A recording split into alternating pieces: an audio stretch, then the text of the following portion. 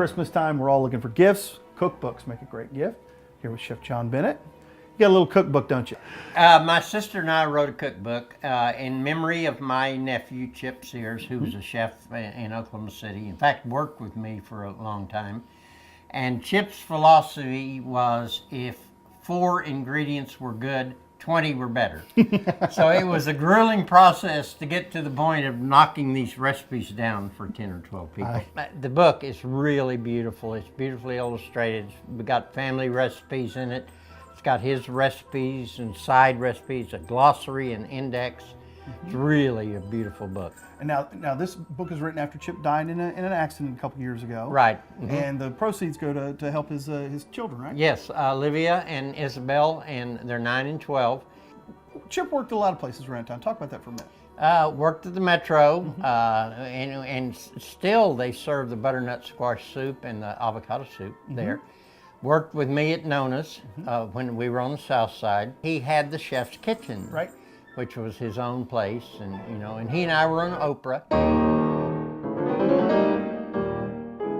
All right. Well, today we're gonna do one of the recipes. Yes, we're doing a roasted vegetable salad.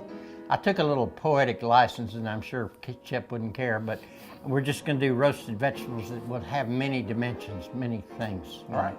And are you watching them in the oven? I am. I've got my Yeah, right over here. yeah. Very shifty eye. You watch them keep getting darker and darker and darker. Well, let me show the vegetables. Very here. good. I like to do root vegetables in the fall, and so I got butternut squash, and this was one of Chip's favorites, was butternut squash. He makes, there's a butternut squash soup with jalapeno in it that's in the book. This is an acorn squash, which I really am very fond of. And we have assorted potatoes, the red potatoes, purple potatoes, yellow meated ones, and then baby carrots. And then we have little baby turnips, which are not easy to find. But if you don't have the little baby ones, you can cut the small ones.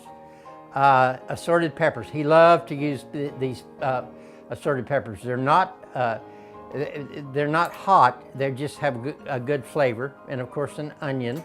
You could use the whole onions or the small ones. And then these are called garnet yams or sweet potatoes, and they're kind of red fleshed. Fennel or sweet anise. And this is something that you could eat raw, but you poach it a little bit before you roast it. It's really it's good with before dinner. And then parsnips, of course, and then a whole red pepper. And but you could use an assortment. You could use celery root and any other root vegetables that you want to, and we season them. We put olive oil, salt, pepper, garlic, mix them up, and then put them in a roasting pan, and we just let them roast away. What temperature? Is that, what am I smelling burning? Oven is off. Okay.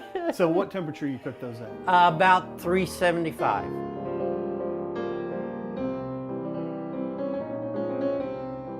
Roughly how long? Till they're done. Well, Good answer. Certain things have to be blanched, like but the recipe's in there, like the hard turnips or these or the parsnips. Because if you tried to roast them, it'd take an hour and a half. Okay. So if you blanch them and then just let them go, let them absorb the olive oil and get the best olive oil you can get. And that's all you need is that. If you wanted to put some basil in it or oregano or thyme, you could. I have a question about blanching. Chefs use the term a lot. Okay. Not everybody knows what it is. Well, you can blanch in oil or you can blanch in water.